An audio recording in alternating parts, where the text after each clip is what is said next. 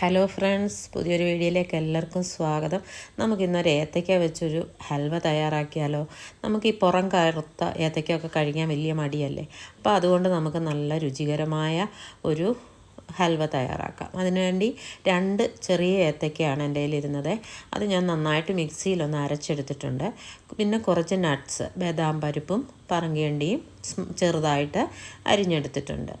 പിന്നെ ഇതിനു വേണ്ടി കുറച്ച് ശർക്കര പാനി എടുത്തിട്ടുണ്ട്. പിന്നെ നെയ്യ് തടവി ഒരു പാത്രം ഇത് സെറ്റ് ചെയ്യുന്നതിന് വേണ്ടി റെഡിയാക്കി വെച്ചിട്ടുണ്ട്. ഇനി പാൻ അടുപ്പത്ത് വെച്ച് ഒരു 2 ടീസ്പൂൺ നെയ്യ് ഒഴിച്ച് നമുക്ക് ഈ നട്ട്സ് എല്ലാം നന്നായിട്ടൊന്ന് വറുത്തെടുക്കാം.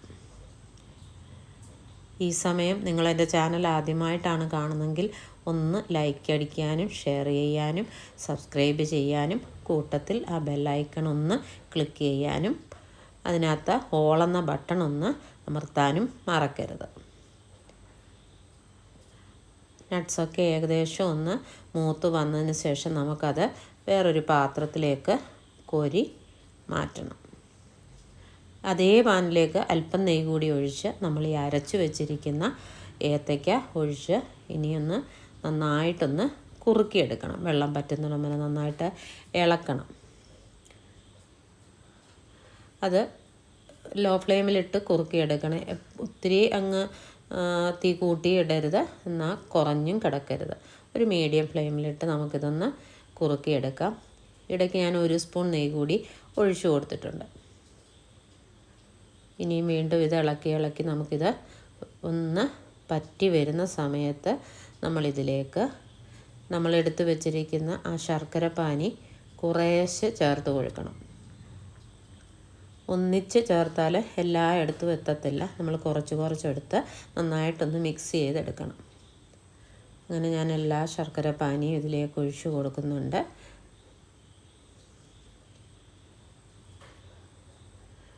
ഒന്ന് കുറുകി വരുന്നുണ്ട്. ഇനിയും ഞാനിതിലേക്ക് 1 സ്പൂൺ നെയ്യ് കൂടി ചേർത്ത് കൊടുക്കും. ഇതൊന്ന് നന്നായിട്ട് വറ്റി വരണം. നിങ്ങൾക്ക് ഒത്തിരി വറ്റണ്ട, ഒന്ന് ചൂയായിട്ടിരുന്നാൽ മതിയെന്നുണ്ടെങ്കിൽ നമുക്ക് അങ്ങനെ എടുക്കാം. ഇത് എന്താണെങ്കിലും അടിപൊളിയാണ്. പെട്ടെന്നാണ് തയ്യാറാക്കാൻ. തേങ്ങാപ്പാലോ ഒന്നും ചേർക്കാതെ നമുക്ക് ഒരു ഹൽവ തയ്യാറാക്കിയെടുക്കാം. ഞാൻ 1 സ്പൂൺ നെയ്യ് കൂടി ചേർത്ത് കൊടുത്തിട്ടുണ്ട്. ഇനി അതും ഒന്ന് ഇതിലേക്കൊന്ന് മിക്സാക്കി എടുക്കണം. ഇത് മിക്സായി വന്നതിന് ശേഷം നമ്മളിതിലേക്ക് വറുത്ത് വെച്ചിരിക്കുന്ന നമ്മുടെ നട്ട്സ് എല്ലാം കൂടി ഒന്ന് ചേർത്ത് നന്നായിട്ട് പറ്റിച്ചെടുക്കണം. ഇത് കുറുകും തോറും നമുക്കിതിൻ്റെ കളറൊക്കെ മാറി വരും. നല്ല കറുത്ത ശർക്കര എടുക്കാൻ എപ്പോഴും ശ്രദ്ധിക്കണം. എങ്കിലേ നമ്മുടെ ഹൽവയ്ക്ക് നല്ല കറുത്ത കളറ് കിട്ടത്തുള്ളൂ.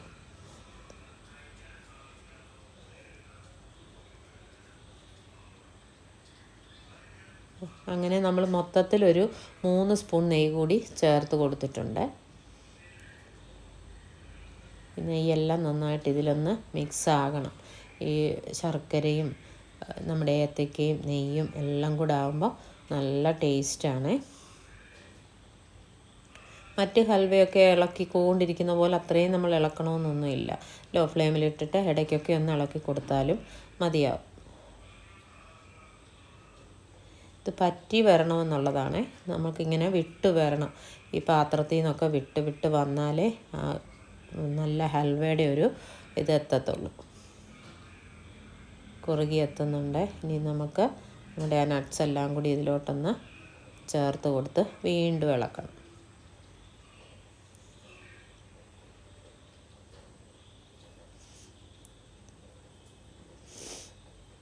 പാത്രത്തിൽ നിന്നൊക്കെ നന്നായിട്ട് വിട്ട് വരുന്നുണ്ട്. വറുത്ത് വെച്ചിരിക്കുന്ന നട്ട്സ് എല്ലാം കൂടി നമുക്കൊന്ന് ചേർത്ത് കൊടുക്കാം.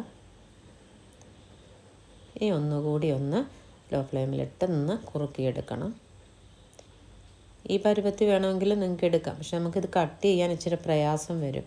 ഇങ്ങനെ നന്നായിട്ട് പറ്റുമ്പം തോറും ഇതിനെ അല്പം കൂടെ ഒന്ന് സെറ്റായി കിട്ടാൻ എളുപ്പമാണ്. ഇതൊന്ന് നന്നായിട്ട് കുറുകി വന്നിട്ടുണ്ട്. പാനിൽ നിന്നൊക്കെ നന്നായിട്ട് വിട്ട് വരുന്നുണ്ട്. ഇത് ഞാനിനി നമ്മൾ ആ നെയ്യ് തരവി വെച്ചിരിക്കുന്ന പാത്രത്തിലേക്ക് ഒഴിച്ചു കൊടുക്കും. എളുപ്പമാണ് തയ്യാറാക്കാൻ കേട്ടോ. അപ്പോൾ മൊത്തത്തിലൊരു 30 മിനിറ്റ് വേണ്ട നമുക്കിതൊന്ന് തയ്യാറാക്കിയെടുക്കാൻ. ഏകദേശം നമ്മുടെ ഹൽവ റെഡി ആയിട്ടുണ്ട്. ഇനി ആ പാത്രത്തിലേക്ക് ഒഴിച്ച് നമുക്ക് നന്നായിട്ടൊന്ന് തണുക്കാൻ വെക്കണം. ഈ ഒഴിക്കുമ്പോൾ തന്നെ ഇത് ഒന്ന് അമക്കി കൊടുക്കണം. അതിനകത്ത് എയറൊക്കെ ഒന്ന് കളയണം, എന്നാലേ ഒന്ന് സെറ്റായി കിട്ടത്തുള്ളൂ. നമ്മളതെല്ലാം നന്നായിട്ടൊന്ന് അമക്കി കൊടുക്കുന്നുണ്ട്.